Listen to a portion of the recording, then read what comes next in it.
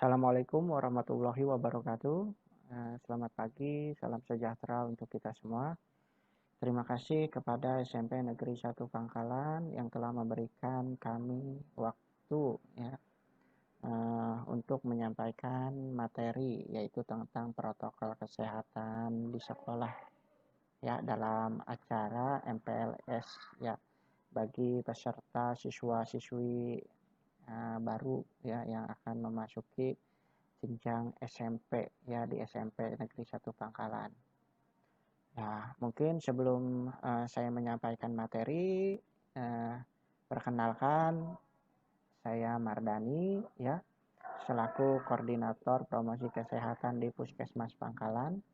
Yang kali ini saya mewakili dari Ibu Kepala Puskesmas ya, untuk menyampaikan tentang materi protokol kesehatan yang harus kita laksanakan yaitu di sekolah ya.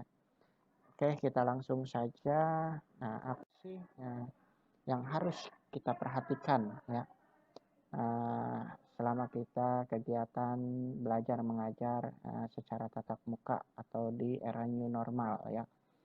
Kalau bahasa Inggrisnya new normal, kalau bahasa Indonesianya itu seperti yang kita kenal itu adaptasi kebiasaan baru ya, atau biasa yang kita kenal itu kita menghadapi tatanan era baru ya, atau kita merubah perilaku kita ya yang tadinya kita terbiasa dengan tanpa masker, terbiasa tidak menjaga jarak, terbiasa tidak melakukan perilaku hidup bersih dan sehat ya. Sekarang kita dihadapkan di masa pandemi ini untuk melaksanakan itu semua ya, terutama di tatanan instansi pendidikan atau di sekolah ya.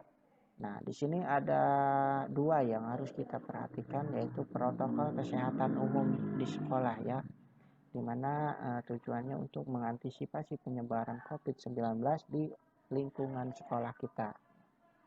Terus selanjutnya protokol kesehatan sarana dan prasarana sekolah ya, itu yang harus kita perhatikan ya, di mana tujuannya untuk menjaga lingkungan sekolah kita, yaitu di kelas, di lab, atau di tempat praktek atau tempat ibadah, dan sarana-sarana lainnya seperti sarana olahraga itu agar terhindar ya, agar terhindar menjadi tempat ya, tempat penularan virus ya, di mana tempat-tempat itu ya seperti apa namanya gagang pintu ya, meja ya, selalu dibersihkan dengan desinfektan ya, agar tidak menjadi tempat ya penyebaran virus corona ya. Lalu apa saja yang harus kita perhatikan lagi di saat kita kegiatan belajar mengajar tatap muka sudah mulai dilakukan ya, yaitu dari mulai protokol kesehatan berangkat ke sekolah ya, perjalanan mulai dari rumah sampai di sekolah ya harus kita perhatikan ya. Lalu protokol kesehatan selama di sekolah untuk guru dan tenaga pendidik ya, atau tenaga didik atau siswa ya. Jadi aktivitas di sekolah guru dan tenaga kependidikan itu harus memperhatikan ya, agar memperhatikan protokol kesehatannya agar tidak menjadi salah satu sebab ya, salah satu sebab penularan COVID-19 di instansi pendidikan. Lalu setelah itu protokol kesehatan selama di sekolah untuk siswa ya. Nah ini ya, agar di lingkungan sekolah, di kelas, di lab, atau di tempat praktek, di tempat ibadah kita harus perhatikan ya bagi untuk siswa ya. Nah lalu selain itu protokol kesehatan setelah pulang sekolah ya, atau perjalanan dari sekolah sampai ke rumah ya. Lalu nah ini tadi protokol kesehatan umum di sekolah apa saja sih ya, yaitu satu, screening kesehatan bagi guru. Nah, jadi gurunya juga harus di screening, ya. Jadi harus di screening tenaga kependidikan dan siswa untuk memastikan kondisi kesehatannya tidak berpotensi untuk menularkan atau tertular, ya. Jadi kita harus mengantisipasi bila tenaga pendidik atau guru merasakan ada gejala, ya, atau sedang sakit, lebih baik ditunda dulu untuk mengajar, ya, beristirahat dulu, ya. Lalu screening zona lokasi tempat tinggal guru. Nah, ini juga harus diperhatikan, ya. Di mana kita kan ada pembagian zona-zona, ya, zona-zona di wilayah tertentu, di mana ada zona merah, zona kuning, zona oranye, zona hijau, ya. Di mana kalau tempat tinggal guru itu berasal dari zona merah, diusahakan jangan dulu mengajar, ya.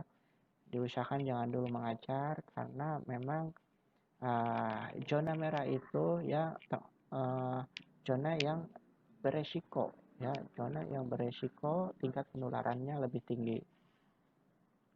Lalu menyiapkan sarana dan prasarana sekolah sesuai dengan standar protokol kesehatan COVID, ya.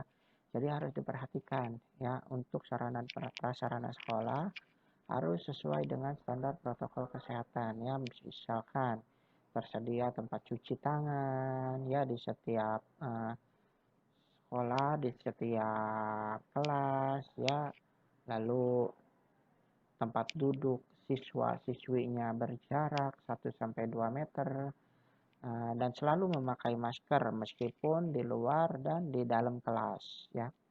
Lalu menyiapkan media sosialisasi dan edukasi pencegahan COVID untuk warga sekolah. Jadi untuk sekolah yang ingin melaksanakan kegiatan belajar mengajar dengan tatap muka, disediakan pula media sosialisasi seperti spanduk, ya, leaflet, flyer, atau poster-poster tentang pencegahan COVID yang bisa ditempatkan di tempat-tempat yang strategis yang biasa terbaca oleh siswa dan siswi. Lalu yang kelima, pengaturan siswa belajar di sekolah dan belajar dari rumah secara bergantian untuk menghindari kerumunan. Jadi karena memang dari peraturan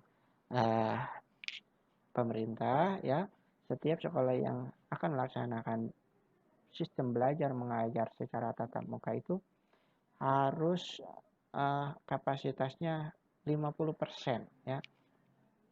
50% dari jumlah siswa, ya. Jadi bergantian, dibikin jadwalnya bergantian. Lalu yang keenam, pengaturan jarak dengan prinsip social distancing dan physical distancing, yaitu tadi seperti yang saya sebutkan. Jadi tempat duduk, ya, tempat duduk siswa-siswi itu dibuatkan berjarak, ya, 1-2 meter. Koordinasi intensif dengan fasilitas kesehatan terdekat, ya, yaitu dengan puskesmas, dengan klinik, ya, klinik swasta. Bila misalkan terdapat warga sekolah yang sakit, yang mempunyai gejala mengarah ke COVID, itu bisa langsung berkoordinasi dengan fasilitas kesehatan terdekat atau ke puskesmas, ya, agar segera dilakukan pemeriksaan atau tracing, ya. Lalu mengajak warga sekolah untuk menerapkan perilaku hidup bersih dan sehat. Jadi tetap itu tadi seperti yang saya sebutkan, setiap warga sekolah itu untuk menghindari penularan COVID-19 itu salah satunya harus tetap selalu menerapkan perilaku hidup bersih dan sehat atau biasa yang kita kenal itu PHBS, ya. Lalu yang 9, mengajak warga sekolah untuk senantiasa berdoa dan mendekatkan diri pada Tuhan Yang Maha Esa, ya. Dan itu jangan sampai terlewatkan karena segala penyakit, segala cobaan itu kita dari Allah Ta'ala, ya, yang memberikan, yang